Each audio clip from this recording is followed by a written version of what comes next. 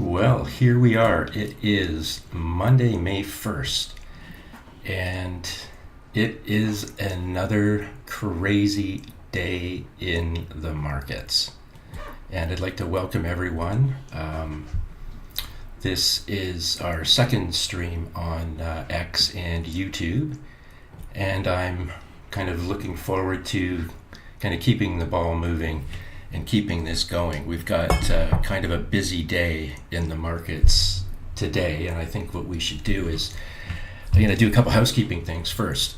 The first one is I get asked by a few people, how come there are so many gorilla icons associated to all your tweets and everything you do online? And I said, let me explain. So going back several years into the pandemic, I thought I would try and learn about crypto. And in the process of doing that, I bumped into this FEG token community. And they literally were the ones that helped me understand what a digital wallet was, where to get one, how to set one up. I literally had no clue. And we started doing these types of streams years ago, and we've always been kind of connected, and they've reached out not long ago and asked if we could start doing them again, which I said sure. But that's the explanation of the gorilla. FEG token is feed every gorilla, and they have a product called Smart DeFi. So go to smartdefi.com and you'll learn how you can quickly, in minutes, literally make your own token. It's that cool. You don't have to know anything about coding or anything like that. So that's the association with the gorillas around me, and they've got some really cool stuff, and that Smart DeFi, I think, is one of them. Secondly, I'd like to thank the people at BYDFi Exchange. I think those winners for the trading bonuses, from what I understand, they should be in your accounts now. So if you haven't seen it, maybe take a look, and it should be there. So let's kind of pick up where we left off last week. And of course, we're always looking at Bitcoin. That's, we're a crypto community, so obviously we're looking at Bitcoin. But I want to talk about, when you look at these charts, what's on the chart first. And let's start with some simple stuff. So the indicators that you're going to see on my charts are things like the 20-day, 50-day, 200-day moving averages. You'll see them on all my charts. You'll see a volume profile, which is typically what runs along the right-hand side of the chart. Sometimes the indicators along the bottoms that you'll see, they're the same three all the time. It's a stochastic RSI, a Fisher transform, and a MACD. Really pretty simple stuff. So that's what I'm using. So when you're looking at my charts, that's what you typically are seeing. Okay. The other thing I use on my charts is my own script indicator, and then that's really about it. And everything else is about the language of the market.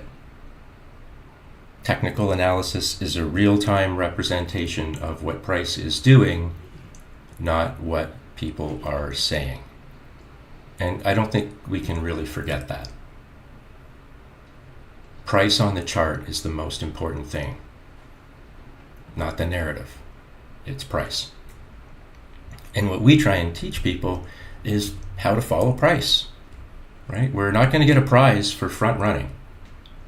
That's not what this is about. It's about interpreting what the market's telling us, and then through proper risk management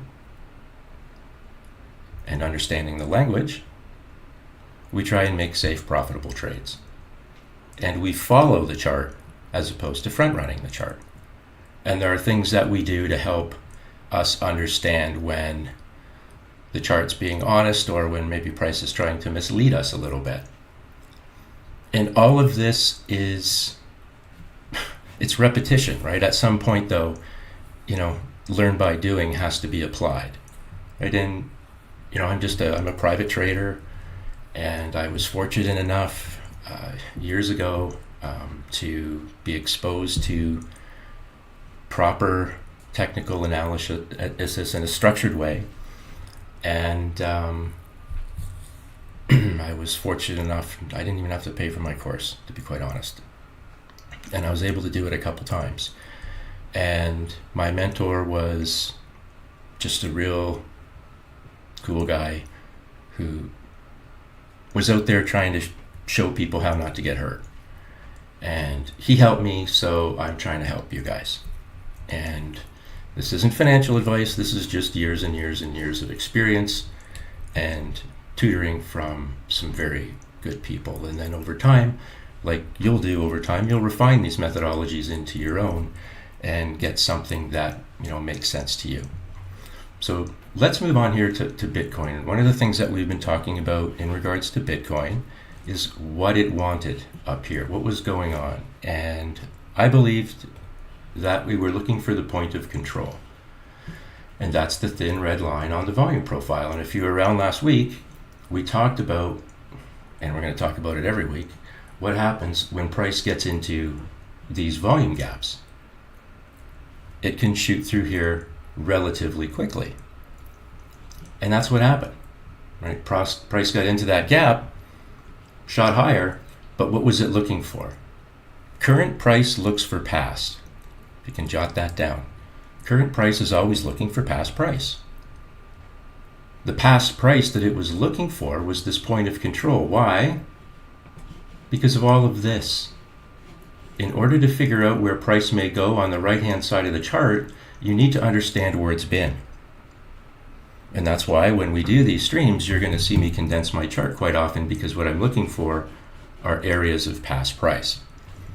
Benches where current price can sit down, where buyers and sellers have shaken hands in the past. That's what it's looking for. So in this case, past price was the point of control.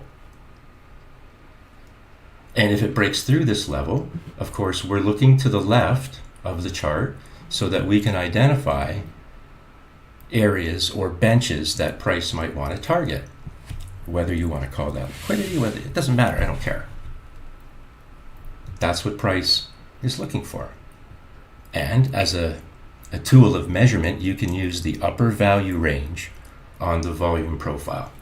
This volume profile I think is excellent, and if I recall, it's in the community scripts in your indicators section up here, and I think it's KV for coins. K as in kite, V as in Victor, 4 as in the numeral, and then coins. It's really good. So, kudos to that guy. And I believe what you're going to see here is price target this, right? So we need targets. So we either look to the left or we're using other mechanisms that measure past price that we can use for targets. In this case, I'm simply using the volume profile. We made it to the POC, which we were talking about. Now what do? Do we see how this is kind of gappy in here? That's light volume. Price gets into it, you can make your way up there. Now it's not pin the tail on the donkey.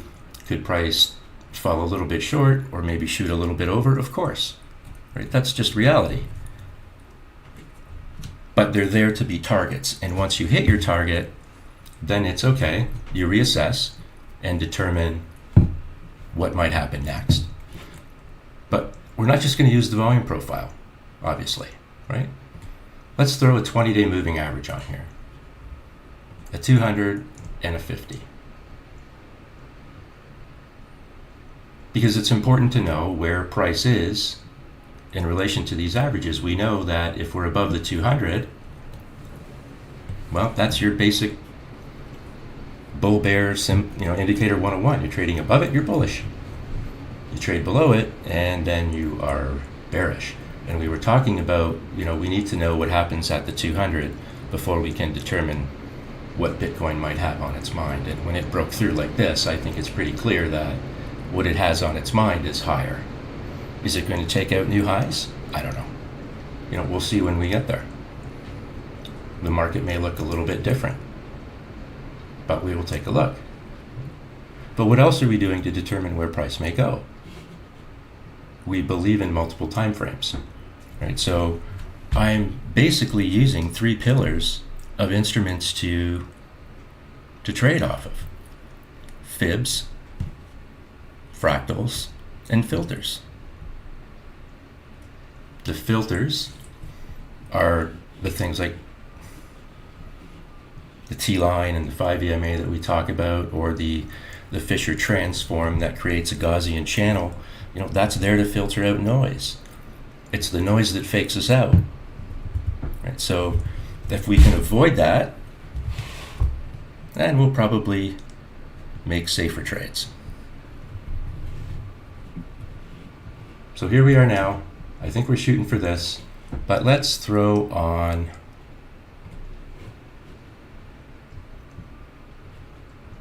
this is our indicator, the Blumhouse TA long short signals. What did it tell us? All right, let's blow this up a little bit. So there's our entry signal in here. Now what I have shut off on this is there's these vertical bands that actually show up typically, but I've shut them off so that it doesn't clutter our chart up. But here's our entry. And the point is that look at price right up this level. Look how it respects the T-line. So when I'm analyzing the chart, in addition to what I'm seeing on the volume profile and where I'm seeing price trading in relation to some major moving averages, this is what's telling me whether or not the trend I'm in is intact. And sometimes one of the things that causes us stress are the candles themselves. If I wasn't using the candles, I would be less stressed out. I know as long as this divergence exists, I'm okay to stay in the trade and price wants to go higher. And it tells us when it's changed its mind, the script will. So right now we're still bullish. What happened here? You have a big move up, but then you have what essentially turns out to be sideways price action. And what have we talked about before? Don't think that just because you missed this move in here, that there isn't another move coming. It's one wave up, go sideways, next move up, sideways. It looks like we're getting another move higher. But where do we know a safe place to enter those trades? We let our script tell us. And anywhere along the T-line, when your price comes back to the T-line, and this divergence still exists, which is telling you the trend is still intact, you can enter there again. Consider that to be another safe entry point.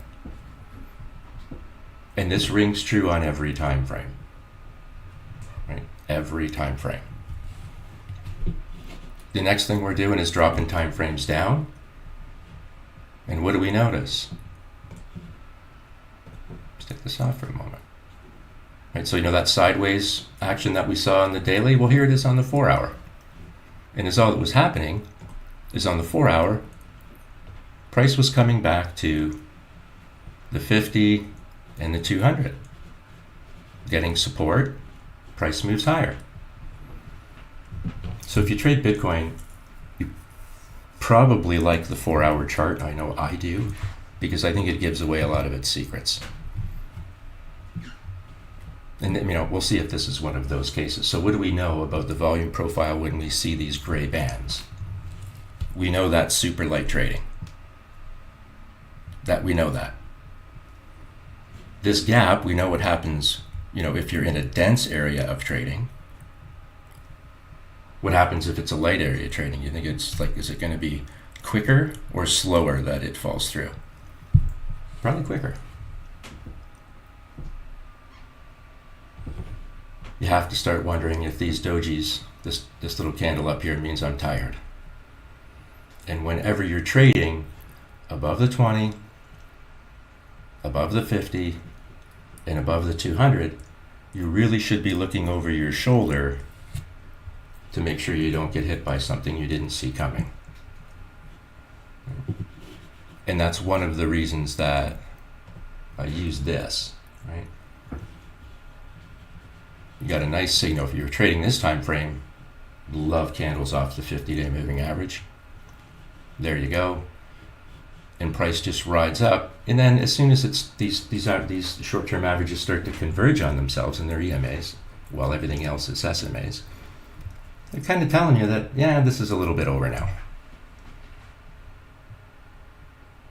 But is this the first time since price broke the 50 on the way up that it played with it on the 4 hour? Yep. And what happens with first attempts or touches? They typically bounce or fail. There's a much higher probability of that happening, and that's what happened here. And in the event of a breakdown, what do you think happens? Price will either come back to the T-line, the 5 EMA, maintain its trend, and all this turns out to be would be a retracement in a further uptrend, or it breaks to test the 20. And it wouldn't be, well, I guess you would consider this a first breakout on the time frame, so you might get a little bit of a bounce here. But what we know is that, you break one level, break the 20, you'll find the 50. And if you break the 50, what do you think's next? Well, you might find the 100 in here. That might be quite relevant because it's in the heart of the volume gap in light volume. Let's just see where it is. It's probably somewhere in the middle there. Yep. Smack dab in the middle. So you probably come down and play around here. Fail that, you come back and you play down at the 200. Why is all this likely, in my opinion, or there's a high probability of it?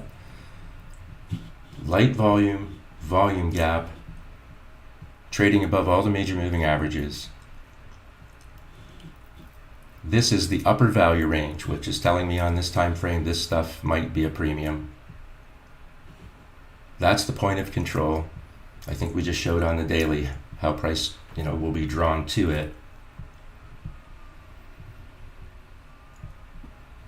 That's the downside risk on the chart. The upside opportunity is what? You start looking to the left to see what price might want to the upside. We could probably switch to a 12-hour to take a little bit of the clutter out. And, maybe up here. Something like that. I'm going to explain why that is important to me. And, oops. Okay.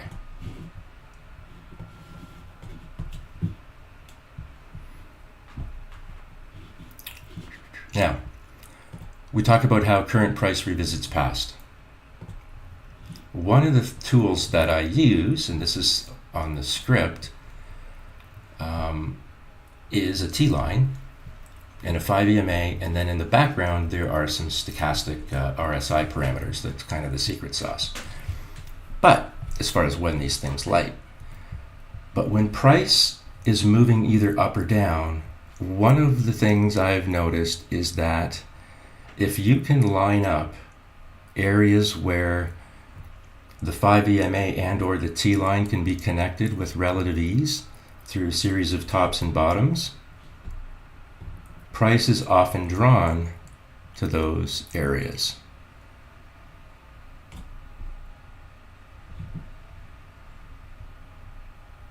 So you'll see it connect the top of this peak in here, you connect these bottoms, you connect this ridge, you connect this top. This one shoots over obviously, but here, here, and here. So I will look, for price on the way up to look for that. So if I was trading this, I'd probably have this lit because it would be a target. As well as, we start flipping on some major moving averages, because what are they a representation of? They're a representation of time and price. And yeah, that's important.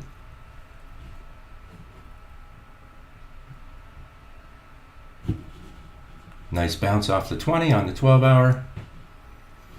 Boom, next move up. Let's see what happens when you get to this level of past price. Again, we know it's at somewhat of a premium. Does it want to race yet and take out this level up here? Does it have enough gas in the tank? And the gas is money, by the way. That's all it is. Just money. Just money, right? Here is the weekly with the volume profile lit. And the 20, the 50, and the 200. And that same level you can see, what is it catching? Well, it's catching this bench of past price. And could we say that if it breaks that there's not another bench up here where you're connecting tops, bottoms, things like that? Sure. And all of these things are going to be targets at some point in time or another. And then ultimately, you want to take out the previous high. So just like when price rolls over, it wants to take out the previous wave's low, like you see in here, rolled up, boom, takes out the previous wave's low and then moves on. It also took out that low down here, but now it's looking for the high. And that's on the weekly. But again, trading in that kind of light volume, which can get a little spooky. Mm-hmm.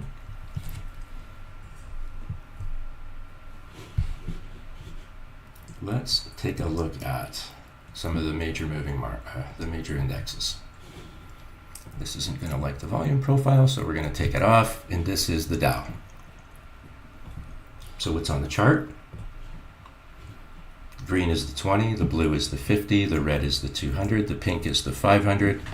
The amber line is 1,000 days of price action. We'll talk about the longer term averages later, but that's what they are.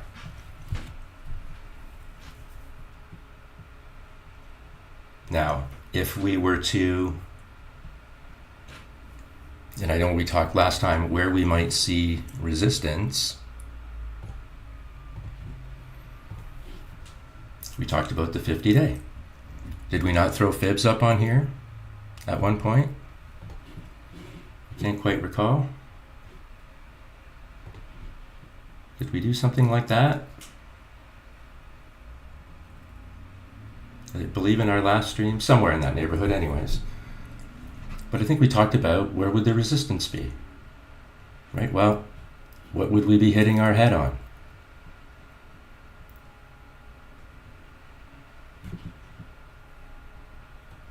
Didn't make the 50. You know, my guess, you break one level, you find the next, you kind of think it would. But if this fails, 38,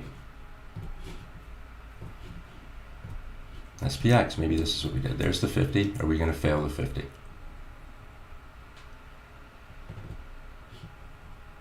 Stochastic RSI is hot, but it can stay up there for a long time.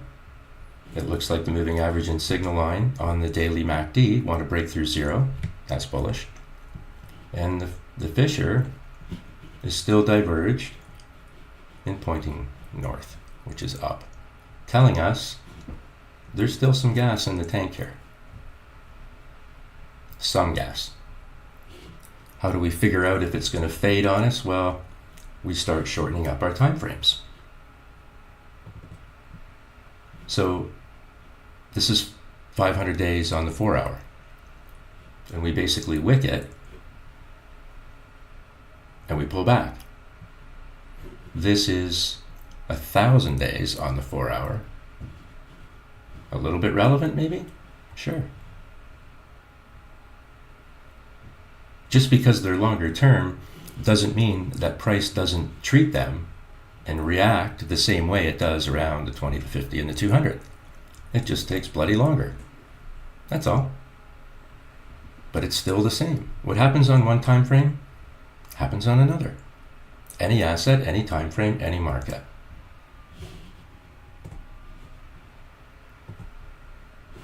If we throw the volume profile up, on the S&P, on the 4-hour, where did we find, in addition to the 500-day moving average on the 4-hour, what did we find resistance at? The volume shelf.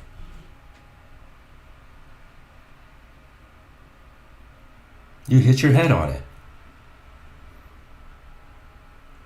Doesn't mean that you're not going to break through it, but if you're looking for targets,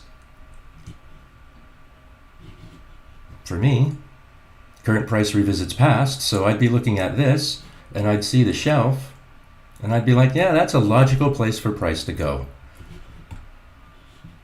Do you see the divergence between the T-line and the 5 EMA? Yeah. What's that telling you? It's telling you that for now, the trend is still intact, higher. Do I like this doji as a continuation? Not necessarily. We're we're running hot on the stochastic RSI, all that stuff you keep an eye on, but it's what happens on the chart that's most important to us. Price just doesn't always go straight up. It's a process. It's a process of going straight up and straight down and straight up and straight down. Little bits at a time. Right? That's what it's doing. And we just look for logical places where price has been in the past as where it might want to go in the future. And we simply do what we're told. So if you know me at all, I'll tell people all the time, just do what the chart tells you to do. Right? The chart told you to short the 4-hour. And whether you did it on this candle, or this candle, or this candle here, if you took it all the way down here, you're probably pretty happy about that. And how would you have known to stay in the trade? Look, see this divergence? That's all you need to know.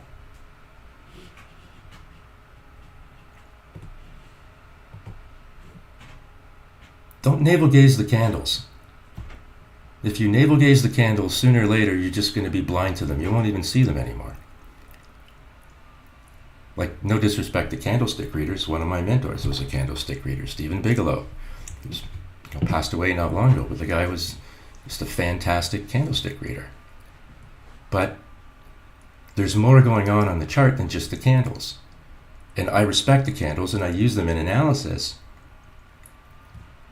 But to me, if I'm to really listen to what the market's trying to tell me, if I believe that it's a language and I believe that it's communicating, I'm pretty convinced now that when I see this, I know it's okay to stay short. And when you see this kind of move here, minus the candles, I'm very confident and comfortable to stay in that trade. Yeah, we're going to flip them back on. We're going to see there's a doji there. But I just want you to understand that a lot of our anxiety comes from over-analysis, analysis paralysis. So there's a lot of different things we call it. And when we get into that headspace, less is more. Right? Less is often more. Quite simply, what do my charts look like 9 times out of 10? Probably just this. Right? That's most often what I'm looking at. And I flip the averages on and off as I'm trying to figure out what price might be, where support and resistance is. That's it. We have to be very careful. This is the S&P. This is just my own opinion. I don't know what anybody else is thinking, but I think we got to be very careful here because this could be a real slippery slope if this fades, which I'm sure all of you understand. Right? Let's look at oil. And we're not just going to look at crypto charts here. We're going to look at crypto. We're going to look at commodities. We're going to look at stocks. We're going to look at anything that represents price on a chart. It doesn't matter. And the reason we do that is because I really want everyone to understand that it doesn't matter. Don't have people tell you, oh, you can't use TA on Bitcoin. Yeah, people have actually said that to me. You can't use TA on Bitcoin. Really? That's interesting, because I kind of think we can. That's nonsense. You can use TA on anything. Absolutely anything. The only thing that really matters is, do you want to take the time to learn it? That's all. No one will take this away from you, what you learn here. Nobody. Or learn anywhere from anyone. This is for you to use forever. This is a real simple chart. This is oil. We've talked about this before. A long, long time ago, I suggested the price was going to find $61.66, and it was laughed at. You don't know what you're talking about. Oil couldn't be going there. It's at $95. You know the drill. Well, here we are. And where are we going next? Because, once you hit your target, doesn't mean the day's over. You still got to figure out where price is going. This is a weekly chart. Is this divergence still here intact? Yeah.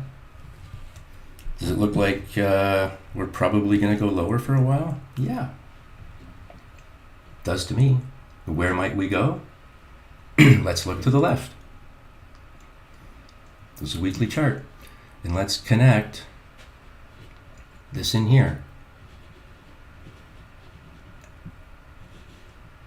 Back in here, back in here. Connecting tops, connecting bottoms. Looking for benches. Here we are. There's a level. This chart's been out there ever since we hit this level. So maybe there's something to this, right? And is all we're doing is following. That's it. This trend line, as soon as I can connect 2 points, I do it. Do I live and die by the trend line? No. But I think it can be relevant. And it looks like it is here. Price looks like it still wants to move lower. And if we get to this level, 51.68 or whatever, and it was just roughly drawn, we'll reevaluate to see what we do next. Does the chart look like it wants to reverse? If it does, is it just going to be another one of these moves that, brings us to a trend level and then fails again? We'll find out. But in the meantime, we're just following. There's nothing magical to this. We're just following. But it doesn't matter what the asset is. This is the same chart on the daily. How many times have we seen this kind of thing happen, right? Where you roll over like this, boom, and then you take out the previous wave's low. And this kind of looks like it's printing what a lot of us might say is a double bottom, right? Because it kind of is. It's a double bottom-ish. But does it mean that price automatically skyrockets? No. It's relevant because it does create two equal levels of price, which suggests there might be some support there. But from where I come from, it doesn't mean anything until it changes this. As long as this divergence exists, stay short. Because the market's telling you that it's not done yet. And what we want to do is we want to make safe, profitable trades when the time is right. Here's a great example, right in the middle of our chart. You're coming out of a period of consolidation. Nothing overly exciting happening. And then all of a sudden you print an entry signal long. Would it have been worth your while to take it here or here? Or here or here or here? No. Why? Because this divergence, still being intact, suggests that you're still vulnerable to a move down. You have to wait, or you should wait, until the market tells you that this is probably a good time to dip your toe in. The self-discipline part of the equation is on us, right? The do what you're told end of it. Market told you to short. You don't have to do what you're told. You might know better.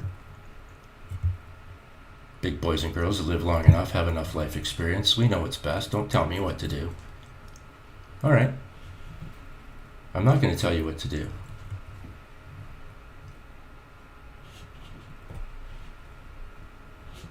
What if you did do what you were told, though? And you did it up here? Doesn't matter the time frame. This could be a 5-minute. This is a Dow. You get your signal lower. You can take the trade or not. But look at this divergence, right? And straight down you go. Because you did what you were told. There's another example on the daily. Did what I was told, made some money. Did what I was told, made some money. Did what I was told, made some money. No one gives a crap about what you think. Sorry. No one cares about what I think. No one cares what I think about the 10-year or the dollar or where I think the price of oil is going in the future based on blah, blah, blah. I don't know. I'm indifferent to all that stuff. It gives me a headache. Right? Don't you love going into spaces where everyone's a little bit wrong and a little bit right, but yet can't agree on a damn thing? Couldn't agree on what to order on a pizza in a space sometimes.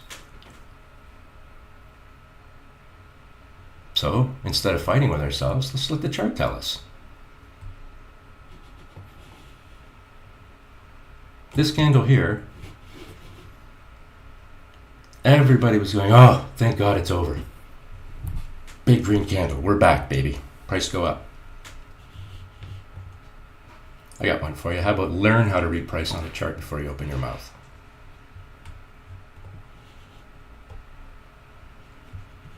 This was actually your re-entry opportunity short.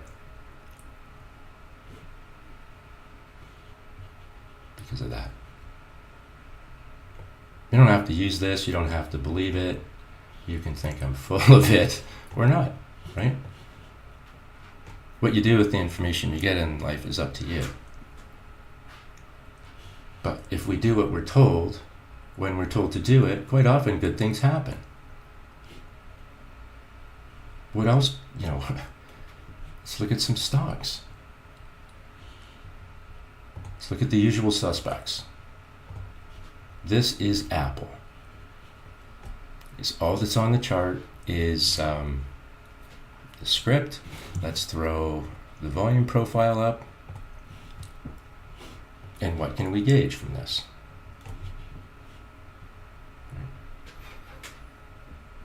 Obviously this massive move down, but look what this giant candle did here, right? It couldn't change the trend until here. Then, boom, price moves higher. What was price looking for here? Back here, right? It's the first thing it's going to look for is the lower value range, which is fine. Spend a couple days there. But the divergence is suggesting the price was moving higher, which it does. And here we are today. And what might be the next thing the price is looking for? What did we just see on one of the other charts? The volume shelf. Now that you've taken the lower value range, so this was a discount, right? If you got here, this was your discount. Yahoo, that's awesome. And you know it's a discount because you're going to see that on the right-hand side, all that light gray. Think of it as that, as a discount because you're below the lower value range. But on the way up, you take one level, you're going to look for the next, the volume profile alone suggests that it's the POC on the daily at 228.61, something like that.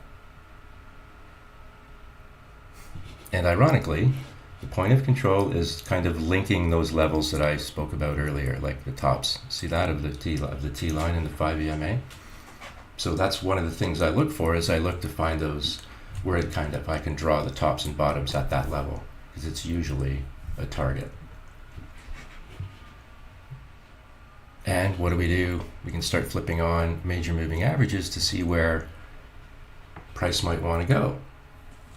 So now that we see this chart with the 50-day on it, does it make sense that it might want to test the 50? Absolutely.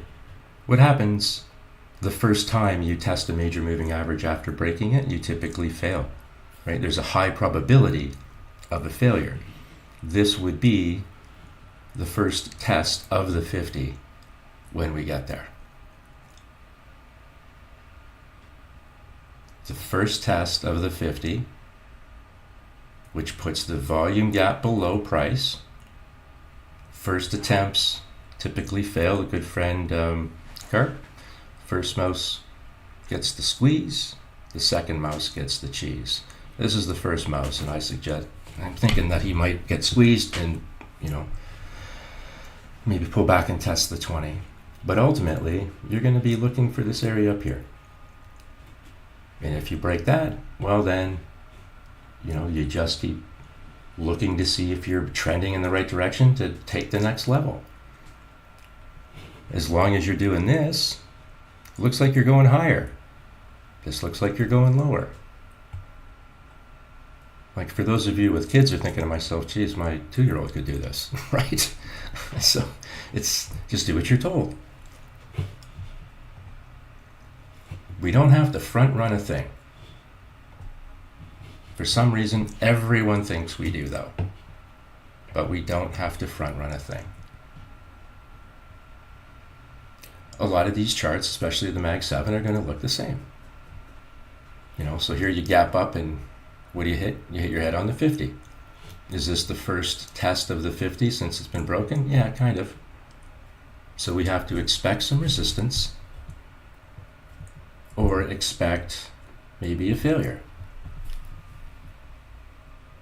And if we fail, we break one level, we find the next. So what would we do? We would come back, test the 5 EMA and the T line, and if you don't hold that, you fall back down to the 20 and start all over again. On every time frame, every market. Over and over and over again. Rinse, repeat, rinse, repeat. Like, this is the anatomy of a breakdown. Right? This is a weekly chart for BCE. Are you trading above the 20, the 50, and the 200? Back here? Yep. And that's great, right, when you're finding support and you're trending in the right direction. I understand all that. But keep in mind, when it's time for the market to pull back, you're going to come back and check those levels on the way down, right? So here you check the 20. Can't hold it. You literally wick the 50, you test it again and fail. You come back to test the 50 again and fail. Break one level, find the next. And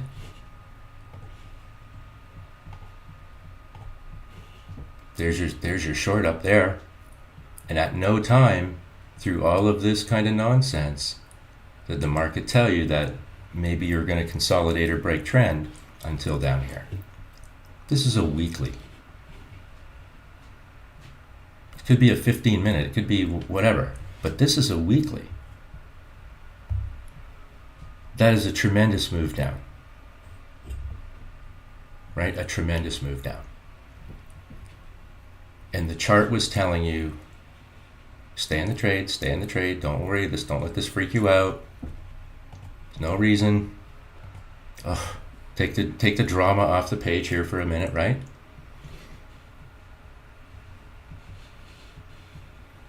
Stay in the trade. we quite often make things a little more difficult than we need to for ourselves. We overanalyze, or we might call ourselves investors, but yet we can't get off the 5-minute chart, right? Well, no, at that point you're basically scalping, right? So that's not what you're doing. But any time frame that you're working off of, you have to be able to interpret the chart to make the safe, profitable trade that you need to make. And that requires patience. Right? And again, it doesn't matter what you trade. I don't care if you trade crypto. It doesn't matter if you trade commodities. Doesn't matter. As long as you have a methodology that you can use that integrates risk management with monitoring the opportunity. Because we only have one job, right? And that one job is to monetize the chart. That's it. Monetize the chart. Now, in the crypto space, you see charts like this all the time, right? These giant runs up, small retracements that, you'll see them hit the 20 just like you do here. And everybody wants to short the chart on the way up, thinking that it's the top. Well, this is why we use multiple time frames. Because as long as you see this divergence on the longer time frames, it's telling you that the trend is still higher. Here's the 4-hour. I posted a chart about this yesterday afternoon, saying that, I would expect it to hit the 20, which it has. It didn't hold in the end, right? You get your sell signal. You're going to check the next level down. Now maybe, look where we are. We're in all of this, this is light volume. You get your sell signal. You see this divergence. You could put your stop in this level here perfectly because there's, look at this bench in here. So that would be a great place to put a stop. Once you get in profit, you can move your stop. But this divergence, still the trend is down, and the next target is way down here. Like, these are the ones you want to catch. But don't try it until you start to see the breakdowns on the smaller time frames. Right? Then they're serious. This move could simply be another one of these that catches support at the T line, and then the move goes higher. You don't know what comes, what the next candle is going to do. But we do know that when we come back and check these levels and fail, that we look for the next ones down. And it doesn't matter what you're trading. For those of you that for the people that I know that have traded stocks, when they start to trade crypto, they're like, wow, is it ever smooth? Like, it's very technically responsive when you trade crypto. And I believe that to be the case as well. It just feels that way. And I think maybe because there's a little less background noise, and I know that's hard to believe because it seems like the crypto space is just background noise, but in many cases, I think its stock cousin out noises it all the time. But these are just simple ways. Now we're using multi-time frame analysis. So I drop this 4-hour down to the 1-hour. I feel real good on this 1-hour getting a sell signal here. Why? Because first off, it's just above a gap. The 200 MA and the point of control are below price. If I arc down, so we talk about how you roll over and you take out the previous wave's low, that puts me into the volume gap, which increases the probability that maybe I find something, price finds this level. I don't think it'll take much. Look at how it respected the 100 MA here. That was your bounce. So here you go, you're bouncing. This would be your first test.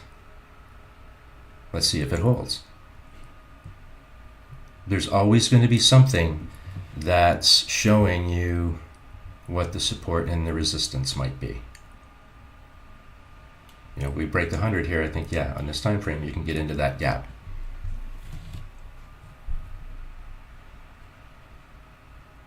But, you know, this might be the start of the breakdown on layer that everybody was hoping for. Who knows? You don't get points for catching the top of the wick or anything like that. It's not pin the tail on the donkey. What makes me believe this might be the top is simply because of these two levels are bloody identical.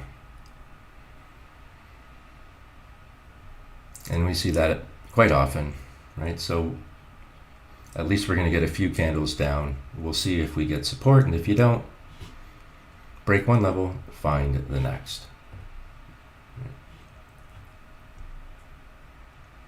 Let's look at XRP for a minute.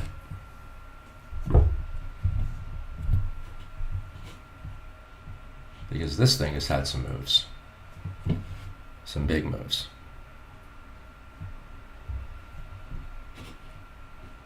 Let's look at our volume profile. So here's a POC. This bullish trend has stayed intact, getting support off the 50. I'm inclined to think that it might want to test the POC again. It did it here. When it does, maybe it meets the 100 MA and finds more resistance there and then peels back a little bit, pulls back. But it is certainly kind of getting into one of those situations where it looks like it might want to,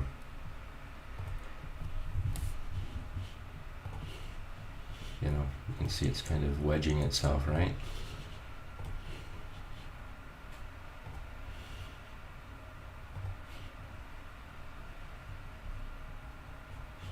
And what happens is when you get into these areas and they come out, they can usually pop pretty well.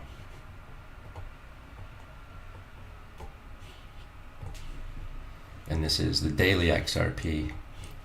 Look at the monthly though. Like, isn't this, this is just bananas.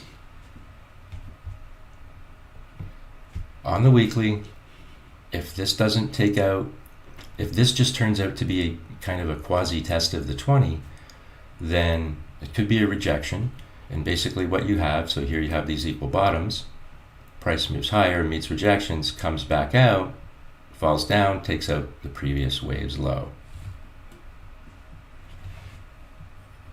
That's what I would expect if it doesn't break through, right? And all of these are a series of ifs, right? You know, if this happens, then expect this. If this doesn't happen, then expect that.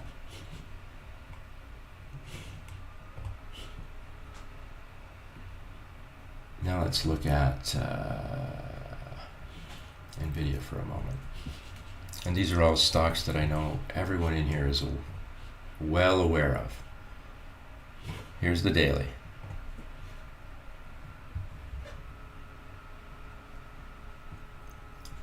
At the beginning of the year, everyone suggested that there was going to be a ton of volatility in the market. I don't think that's wrong, right? That's not wrong, is it? Like, that's exactly what it feels like. Tremendous volatility. But all of that volatility doesn't necessarily change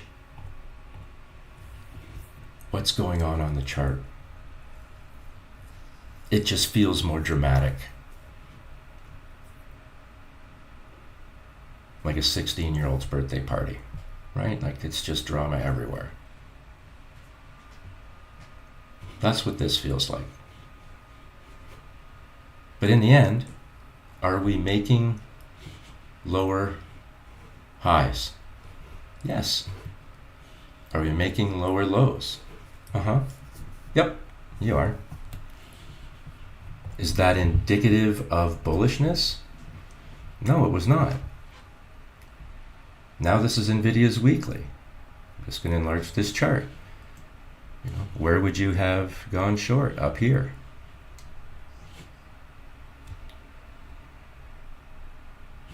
Divergence has stayed intact and still is, even though we're showing a green candle.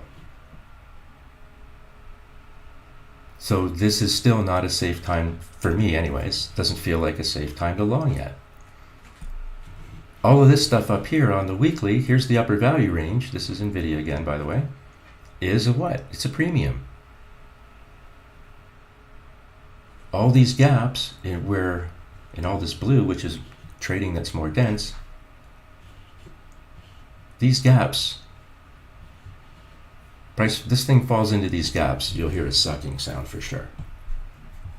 So we're trading above the POC, we have the point of control. I don't even want to talk about where that is because it's very low on the weekly. Not necessarily a reasonable target, but it would be a draw for price. So these gaps, right?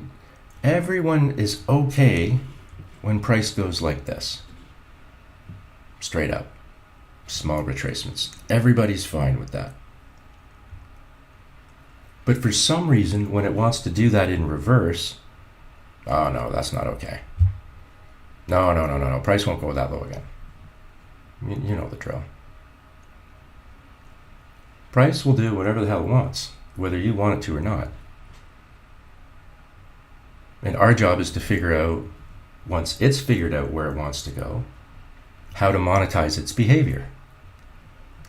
That's what we're doing.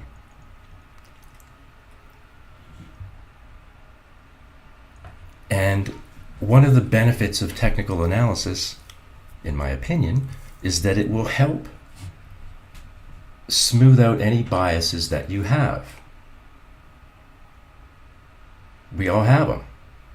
We're human beings. We all have our biases. Sometimes they're reasonable, sometimes they're not. Sometimes they're based on narrative, sometimes they're based on something else. I have mine. I hate this. This is Tesla. Right? Not my favorite thing in the world. But as a trader, can you do what you're told? Can you short it up here? Can you long it down here? Lots of great examples. This one. All this drama up and down didn't break your trend, right? You didn't. It's not like you got a signal in here that closes out that trend. It doesn't happen until way up here. And you go short. Got this little J-hook kind of pattern right now, right? But do we have a change in trend? Is there still divergence here? Yeah. Did you wick on, interesting, so you wick the upper value range on this week's candle. So price, current price revisits past, moves up, took what it wanted here in the upper value range. Now does it stick? I don't know. And it did it perfectly, like it wicked the 5 and wicked the upper value range on the weekly. Are we going to do one of these rolls? Come back and test the previous wave's low, test the POC, fall into the gap again, fall into a bigger gap, and then suddenly find yourself back down here, testing the lower value range? It's all possible. It's all possible.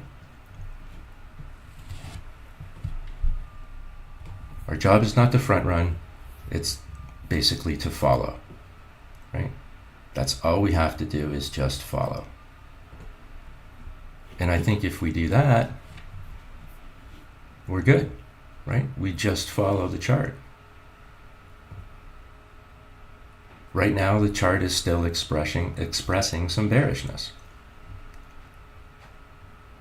And if you identify the risk on the chart first, I think you will make safer, more profitable trades by identifying the risk on the chart first.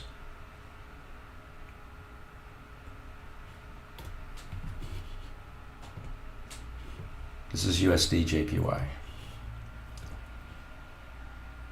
This is a daily of USD JPY.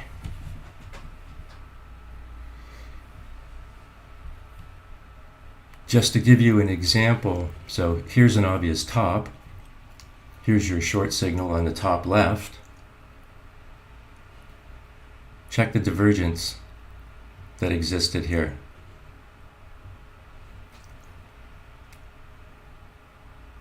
That's a heck of a run. An absolute crazy run. This just happens to be USD JPY. It could be anything else. But we take our candles off, and again, this is a beautiful run higher. Nice little short, beautiful run higher. Trend down continues. But you see, once you get in these things, this is how we manage the trade, or how I help manage the trade, is just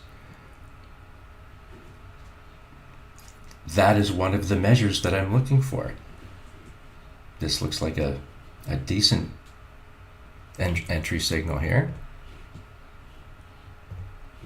Sure is. What do you think it's looking for? Where did it find its... Look at this. So this level I must have had in here for some reason before. And there we go. So we tagged it. And we bounce off of it. Price probably wants what? The POC? I think so.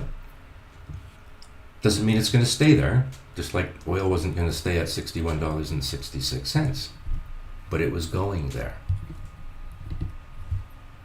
This, for all intents and purposes, is looking for the POC, and if it takes it, the upper value range. This is one of the tools that I've used to help create ranges for myself. Right?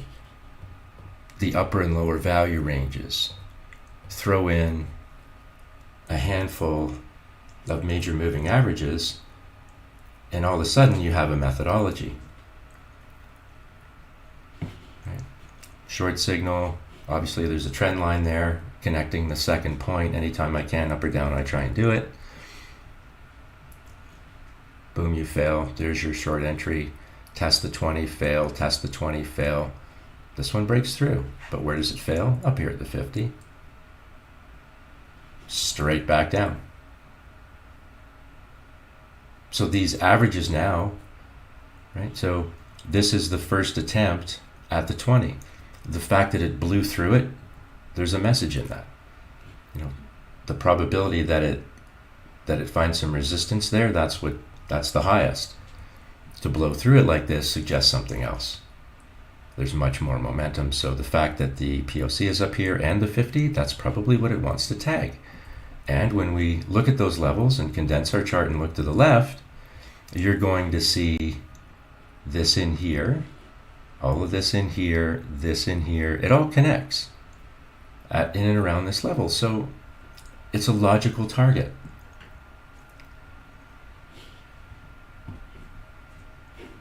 What does this look like on the weekly?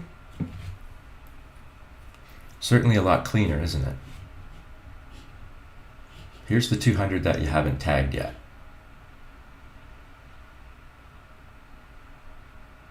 And it sits in the middle of a gap here on the weekly too, so it's a pretty good chance it'll want to take a run at it, but you can see this level of 140.82 is pretty important. Right? It's proven to be a pretty good support and resistance level. And this still diverged apart and trending down, so you still have a bearish trend, in my opinion, and it hasn't given us any indication that it wants to change yet. And it's up to us we have to be patient. Right? Nobody likes that, but that's really what we have to do. We have to be patient. And I'll admit that that's very difficult. That's very difficult for me too. Right?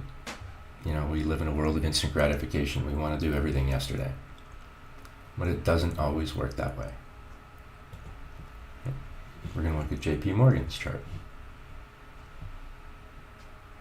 Obviously, price go up.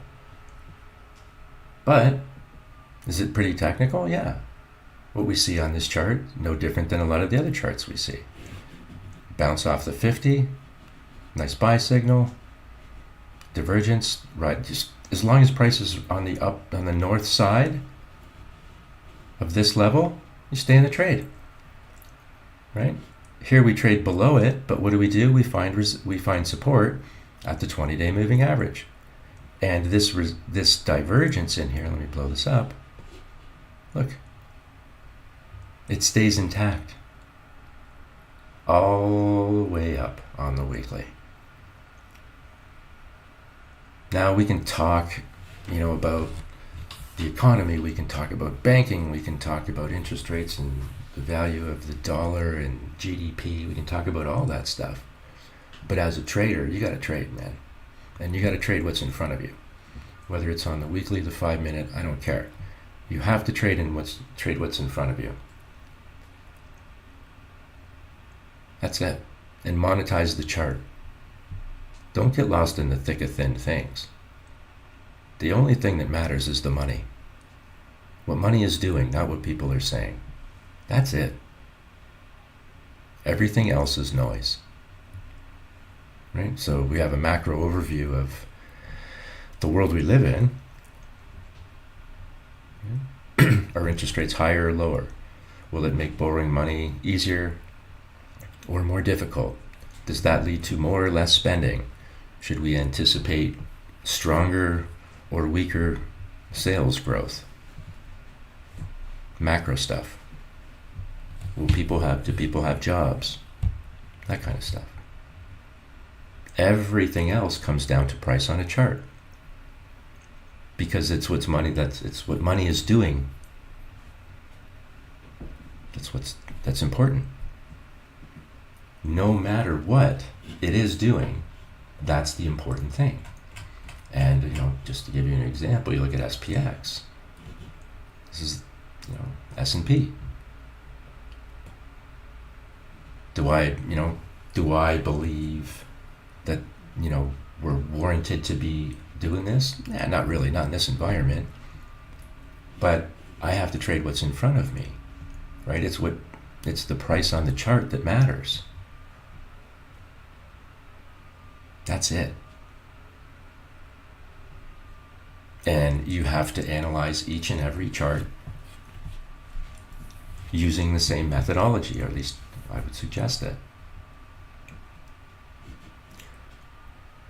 First, this is where you failed 50. This will be the first test. This is where you failed the 20. Also first test area. So perhaps they meet the 50, price meets the 50 and the 20 in a reasonable proximity to each other. And it's not just the resistance of the 50 it's dealing with, it could be the resistance of the 20. Perhaps and this will be real interesting for us to see, because we're going to be able to look back and go, yeah, that's exactly what happened or not.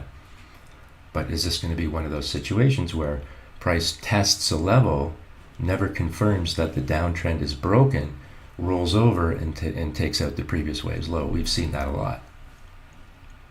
Or is the situation that we want to take out the highs? So if you're to break through the 50, then you test the 20. If you test the 20 and there's nothing else up here, then you're going to be looking for past price. And it doesn't take long to get into the price discovery zone, does it? But we still, even with all these massive candles higher, we still don't have the reversal signal that I look for. Right? It's going to take some time, because price was pulled down so dramatically, kind of creating this larger divergence, that it takes more time for it to close. That's all. Right? Nothing to get in the weeds over.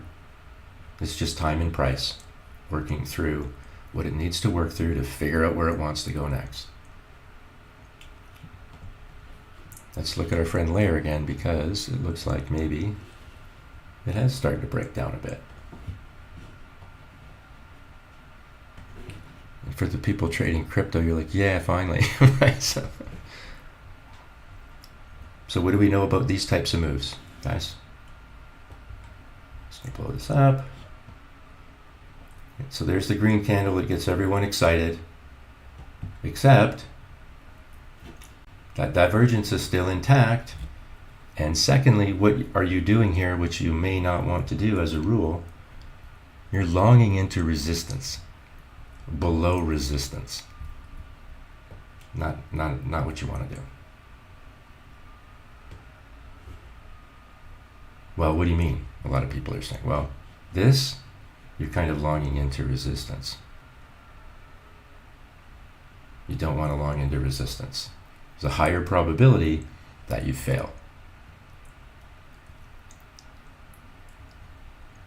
Well, then what do you do? Well, the answer is nothing for a while, because you have to be patient. Like, you can see why this is so hard for so many of us. We have to do what we're told, and we have to be patient. All the stuff that we hate the most.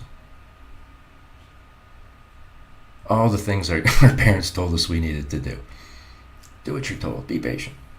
I don't want to.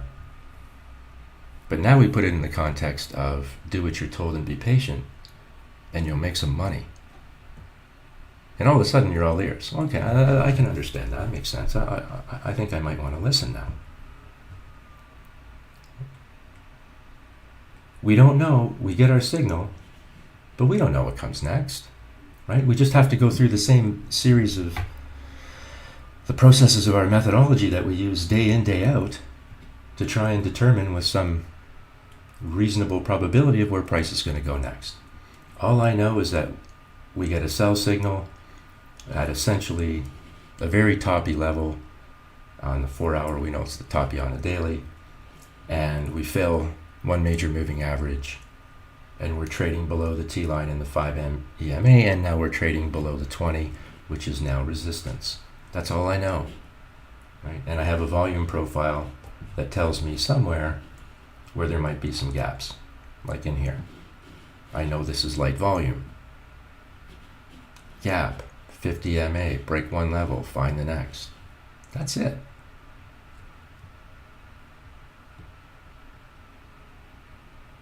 We have a tendency to make these things more difficult for ourselves than we probably need to. I'm pretty sure that, I know we do, right? And I was victim of it as well. Because I felt I needed to know everything all the time about everything. Right? Why? Well, how come that happened? Well, why? That was like annoying in my own head. And the reality is that you don't need to know why of everything all the time. Why are we frustrated? Because we're focusing on the wrong things. Right? The objective should be focusing on how to read with consistency the price on the price on a chart. That is it. Right? That's it. That's what we need to do. With consistency, predict where we're going with price on the chart. Monetize the chart. Do what we're told. Be patient. If you would have been patient, and let's say you wanted to long this thing, and most of you are using a little bit of leverage, right? But if you were patient and long this thing on the 4 hour, never mind the 5 minute and all that nonsense, when you see this base down here on a 4 hour chart, it's probably a solid base. Here's your signal to go long on it, and you break major moving averages right away, you get the divergence, and off you go. That's the job of the trader, right? That's the job. That's it. Nothing more, nothing less. We don't need $1 million worth of indicators or computer hardware or anything like that to trade. We just don't. handful of technical indicators, if that, and an open mind. Other than that, you don't need much. And over time, you kind of refine your own methodology. But, I'm showing the 4-hour chart here because I want people to understand that you don't have to be on the 1, 5, and 15-minute chart to be making money, right? Find opportunities on these longer time frames, both long and short. Maybe use less leverage if you're using it. And just do this. Just put your feet up on the desk, right? This is not giving you, and if you saw that, if you're long and you saw those 2 giant red candles and you're willing to wait them out and you didn't want to wash your trade, the market was telling you that at least you were okay.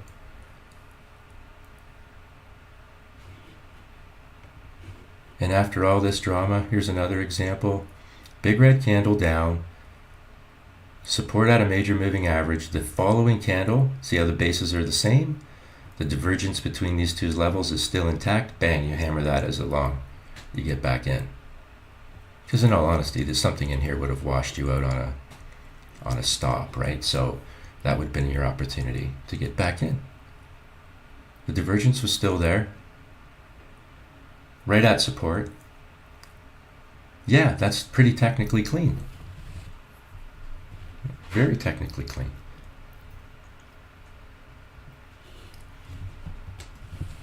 Now we're going to look at some at the Asian market. Their markets go up too, and their markets drop as well, right? They're no different. But what is the same, in addition to the tech, is how price behaves technically. Right? Did you get support at the 200? Yeah, you did. Price starts trading on the north side of these 2 levels again. You get a buy signal, confirming that that's a safe entry point. And you're still trading on the north side of all that, and you've broken through a major moving average. What do you think price might be looking for? Maybe the 50. Up in here. Break one level, find the next.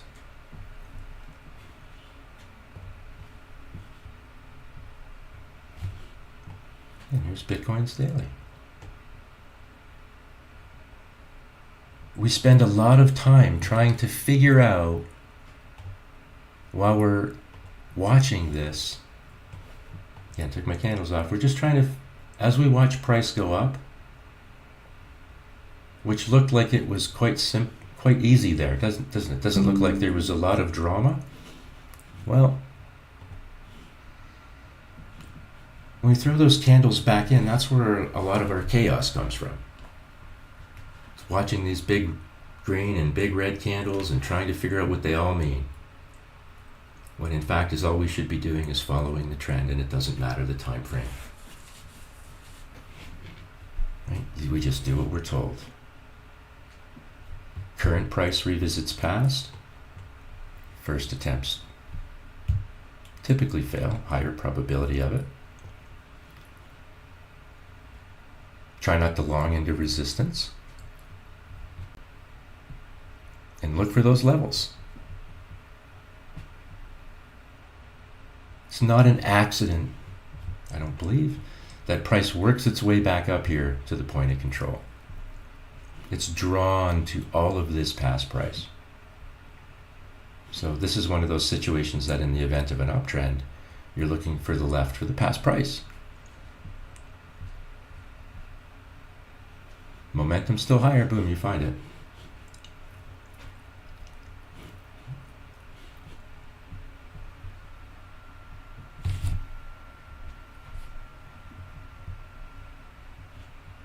Let's look at our friends at FEG token.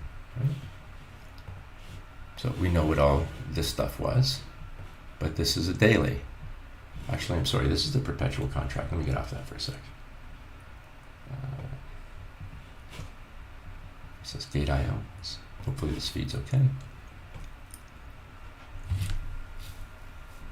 200 MA red, right? Like you can see, that's obviously some resistance. We all know what happened here again, but now that we're back in it, we're doing the same thing that every other chart does. This is the 4 hour. Finally get a nice move. Right off the 200 on the 4 hour. Kind of explosive one actually, and look, that divergence is telling you, this could be ABC company. The divergence is telling you that the price wants to move higher. The divergence down tells you it wants to move lower. You can't hold the 50. And 20 for that matter on the 4 hour, and price fails. Catch a bid and it starts all over again. But it isn't necessarily the candle that's the most important thing to me anymore. It's this, whether this is still intact. And as long as it is, you kind of feel like you're moving up.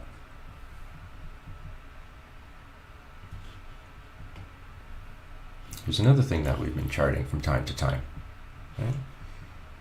Something that I got comfortable trading for some reason and have a little bit of a rhythm, so I trade it. But here's the daily. There's your buy signal. You know that if you can break through the 20, you're probably going to target the 50. Target doesn't mean live there. It just gives you a place to take money off or add or take whatever you want to do. But before you make your trade, you need to know what that level is. What you're hoping for, if you're looking at this chart and you want to be long, is that this continues and you start shooting for, how about this, as a bench of past price. So let's just do,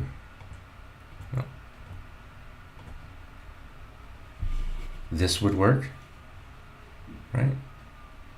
That bench there where buyers and sellers have shaken hands in the past, this up here would work. That's going to be your first level. Just like you staircased down, you can actually staircase up as well. But usually this process of moving down is so long that people just bail and forget to check that one day that might change again. Right? So you had a nice move up here. I think the fact that you're at the 50 and you're still north of the T line and everything, that might be something to pay attention to. If we drop our time frames down as a trader though, what might we want? Well, the upper value range, because you can see all of this past price, you might want to test that. And if you break through it, you're going to start pecking away at these levels, one at a time. But not necessarily in succession, right? You might tag this, retrace a little bit, and then come back and tag this, retrace a little bit, come back and tag this. Nothing is one big giant candle that does all the work in one heavy lift. And we need to remember that. It's a process. All of this is a process. And if we look at, let's see. I want to look at Walmart because it's one of these stocks that could get caught up in these trade situations, right? Because so much of their logistics and product may come offshore. But what does the chart tell us? It's got the same drama that a lot of the others do, right? But when we're trading above this level, you're bullish. And when you're trading below it, you're bearish. Here's the lower value range. There's the point of control. And oh, look what we found today. The upper value range on the daily. And this is how a range is born as a trader. So you know that on the daily, this is your range, and when you start breaking down your time frames shorter, you know where that range is on the original daily. Now we're on the 1 hour. But remember, that's going to be, that daily range is really important, because you can trade in and out of the range, and you can trade in and out of this volume gap on shorter time frames, if in fact you were inclined to do that kind of thing.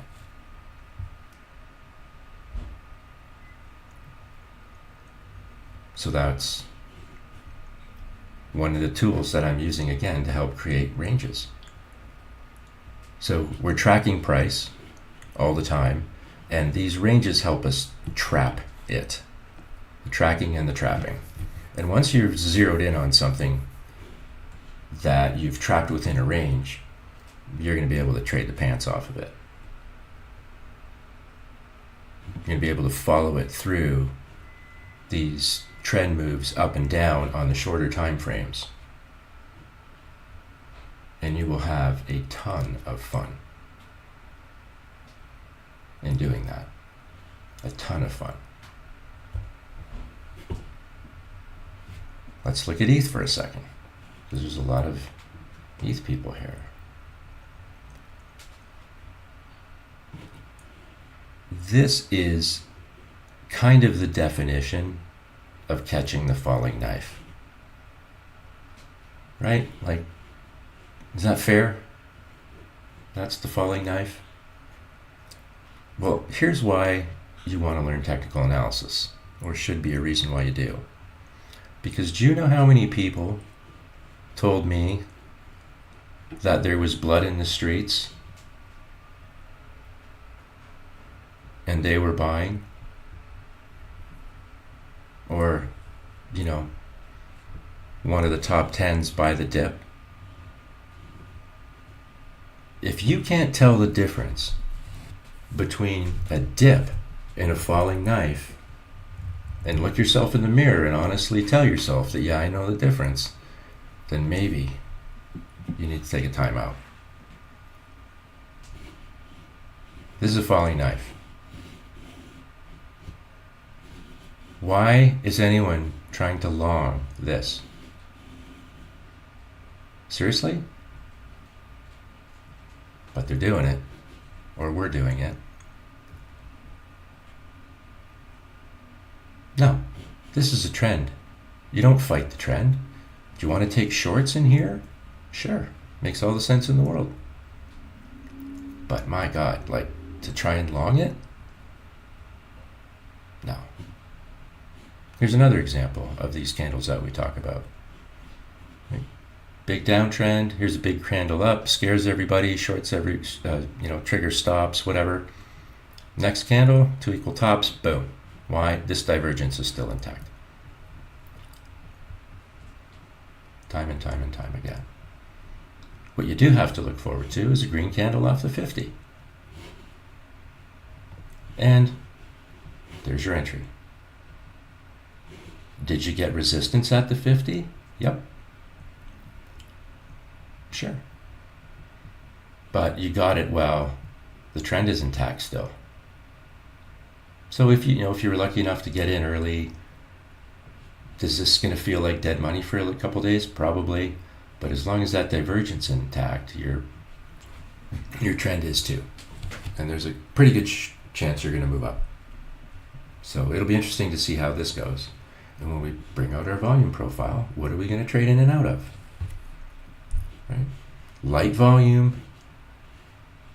Do you think maybe you can get into this gap? Price will shoot up really quick. What will it look for? It will look for the lower value range first,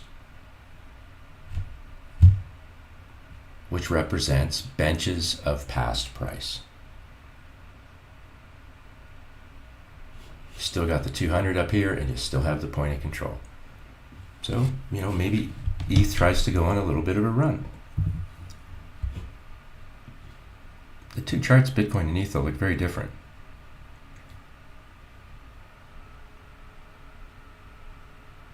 Like night and day different. But nevertheless, the ETH chart's showing bullishness, and this Bitcoin chart is still showing bullishness. Tag the point of control. The question becomes, does it have enough to tag the upper value range or test some highs?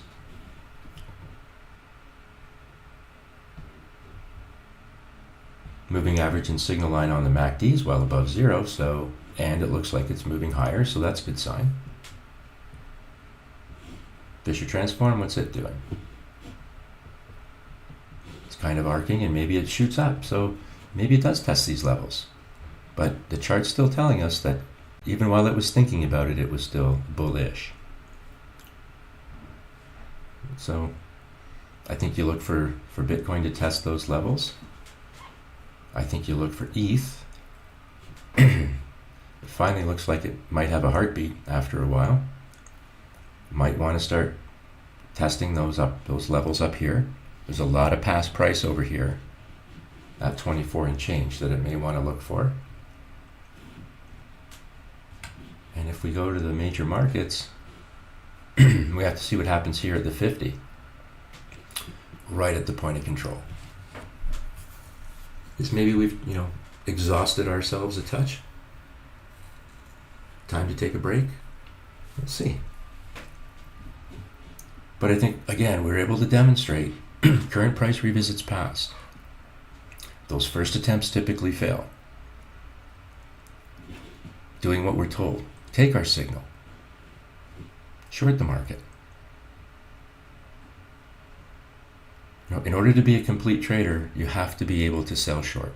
Now, whether you do it through an inverse ETF or however you decide to do it, you have to be able to monetize the chart both up and down.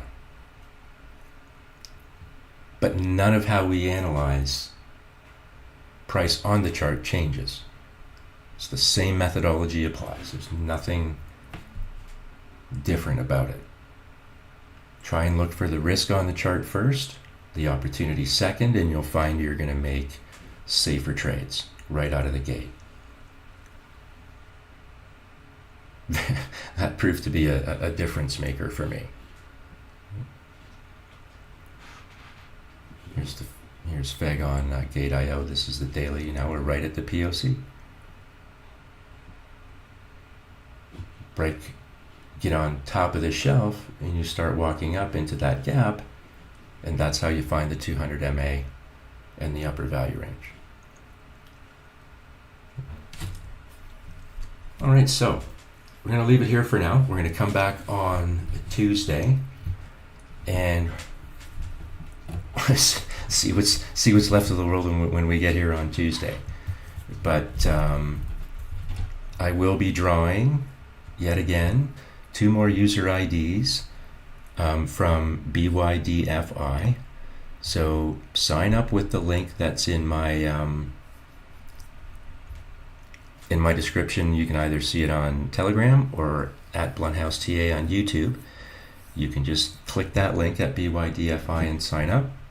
That's how you get your user ID. It's an email sign up only.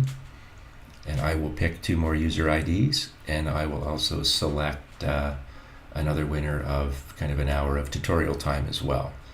So I will look for your user ID when you can, and keep an eye on your account to see if you're a winner, to see if your trading bonus arrives. The other 2 have been distributed, so they should be in the winners' accounts, and I did post about that yesterday, so you can check, I guess it would be X, to see if your user ID came up or if that money's in your account. So guys, until next time, I will leave you for today, and have a great weekend. Stay safe, and we will see you on Tuesday, and I'll look for you on BYDFi